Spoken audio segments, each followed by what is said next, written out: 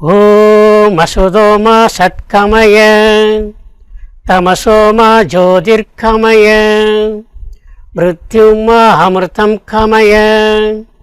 ஓம் சாந்தி சாந்தி சாந்தி. ஹரி ஓம்.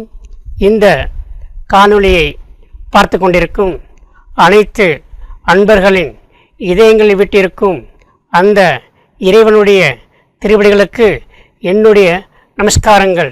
இன்று என்றும் ஆனந்தம் தரும் ஆலயங்களில் பல அதிசயங்களும் பல அற்புதங்களும் நிறைந்ததும் இமய மலையில் உள்ளதும் முக்தி ஸ்தலங்களில் முக்கியமான ஸ்தலமாக உள்ள ஹரித்வார் என்ற ஆலயங்களை பற்றி இப்போது நாம் பார்ப்போம்.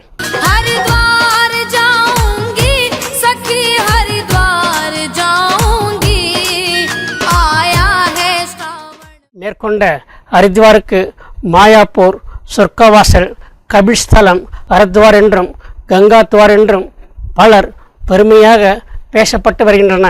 அதை காட்டிலும் மேலாக பாவங்களை போக்குவதில் கங்கா நதிக்கு மிஞ்சிய நதி எதுவுமே இல்லை என்றும் அதேபோன்று கங்காத்வாருக்கு மிஞ்சிய தீர்த்தமில்லை என்றும் பல ஆண்டுகளாக பல பக்தர்கள் பெருமையாக பேசப்பட்டு கொண்டிருக்கும் அந்த கங்காத்வாரை பார்ப்பதற்கு முன்னால் கங்காதேவியின் ஆரத்தியை தரிசிக்கலாம் வாருங்கள்.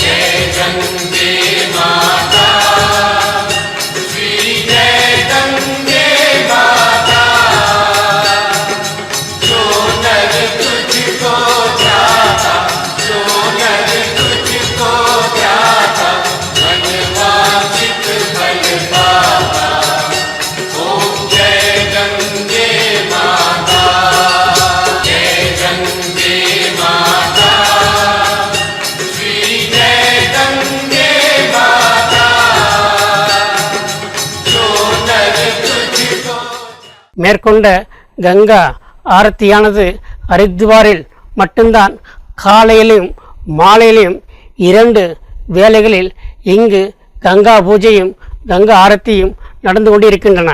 இத்தகைய கங்காதேவியானவர் கங்காத்வாருக்கு எப்படி வந்தார் என்பதை பார்க்கலாம். அன்பான பக்தர்களே, பாவங்களை போக்கும் ஹரித்வாரில் உள்ள கங்கா நதியானது பூமிக்கு எவ்வாறு வந்தது என்பதை பற்றி விரிவாக பார்க்கலாம். ஆதி காலத்தில் சாகரன் என்ற மன்னன் அயோத்தியை ஆண்டு வந்தான். அவன் அஸ்வமேத யாகம் நடத்த வேண்டுமென்று ஆசைப்பட்டான். அதன்படி அஸ்வமேத யாகத்தை தொடங்கினான்.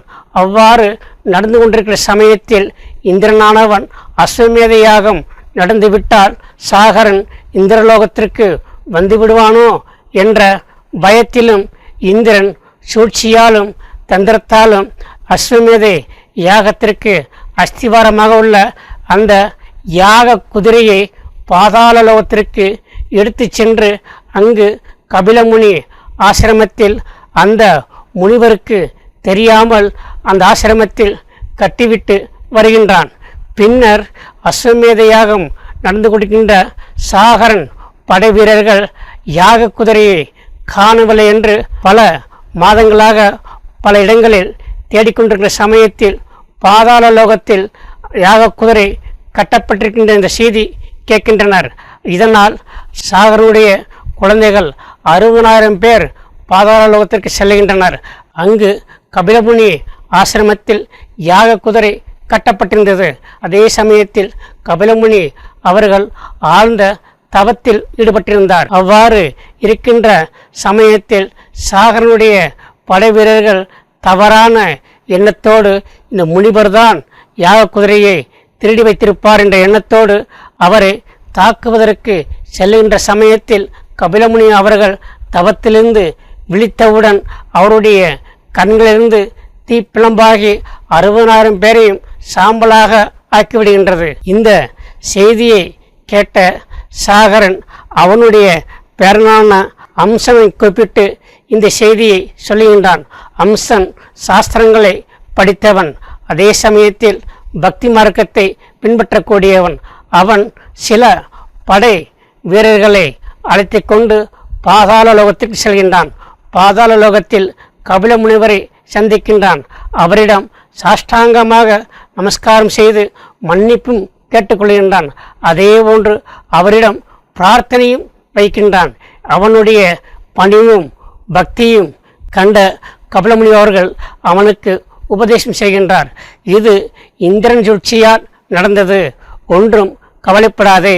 முதலில் இந்த யாக குதிரையை எடுத்து கொண்டு போய் உன்னுடைய தாத்தாவிடம் கொடுத்து அஸ்வமேத யாகத்தை முடித்துவிடு. பின்னர் உங்களுடைய சிற்றப்பாக்களின் சாம்பலிலிருந்து அவர்களை விடுவிக்க வேண்டுமென்றால் மேலோகத்தில் உள்ள கங்கை நதியை வரவைத்து அந்த நீரானது அவர்கள் மேல் பாய வேண்டும்.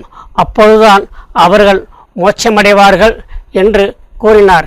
இவ்வாறாக மேலோகத்தில் உள்ள கங்கையானது பூலோகத்தில் வரவைப்பதற்கு ஒரு கருத்தை கபிலமுனி அவர்கள் கூறுகின்றனர்.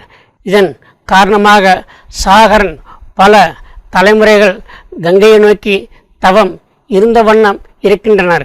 இறுதியாக சாகரனுடைய பரம்பரையில் வந்த பாகீரதன் மிக கடுமையாக கங்காதேவியை நோக்கி தவம் இருக்கின்றான். இதன் காரணமாக கங்காதேவியானவர் தரிசனம் கொடுக்கின்றார். அதன் பின் கங்காதேவி அவர்கள் சொல்கின்றார்கள், ஆகாயத்திலிருந்து வேகத்தோடு வரும் சமயத்தில் பூமாதேவியானவர் தாங்க மாட்டார். இதன் காரணமாக சிவபெருமானுடைய உதவி தேவைப்படும். அவரை நோக்கி தவம் செய்து அவருடைய உதவியை பெறு என்று கங்காதேவி அவர்கள் பாகீரதனிடம் சொல்கின்றார். இதனால் பாகீரதன் மீண்டும் சிவபெருமானை நோக்கி தவம் செய்கின்றார். அவ்வாறு தவம் செய்தவுடன் சிவபெருமானும் உதவிக்கு ரெடியாக இருக்கிறார் என்ற செய்தியை கேட்டவுடன் சந்தோஷப்படுகின்றான். இவ்வாறாக மேலோகத்தில் உள்ள கங்கையானது சிவனுடைய தலையில் பட்டு பூலோகத்தில் வரக்கூடிய அந்த அற்புதமான காட்சியை காணலாம். வாருங்கள். புனித கங்கையானவள் ஆகாச கங்கையாக ஆக்ரோஷமாக ஹோ என்ற ஆரவாரமான சப்தத்துடன் அதிவேகமாக புறப்பட்டாள். அவளது வேகத்தை குறைக்கும் விதமாக சிவபெருமான் ஜடாமுடியில் தாங்கி அவளின் வேகத்தை தடுத்து நிறுத்தினார். அகங்காரமான கங்கையை தனது ஜடாமுடியில் முடிந்து அவளது கர்ப்பத்தை நீக்கினார். பின்னர் தனது தவறை உணர்ந்த கங்கை ஈசனை வணங்க அவர் மெல்ல மெல்ல கங்கையை விடுவித்தார். பின்னர் கங்கை தான் எந்த மார்க்கமாக தரையில் செல்ல வேண்டும் என பகீரதனிடத்தில் வினவ அவன், தாயே, நான் எனது தேரில் முன்னே வழிகாட்டிச் செல்கிறேன், தாம் என்னை பின்தொடர்ந்து வாருங்கள் என கூறி வாயு வேகத்தில் புறப்பட்டான். அவனை பின்தொடர்ந்தாள் கங்கை.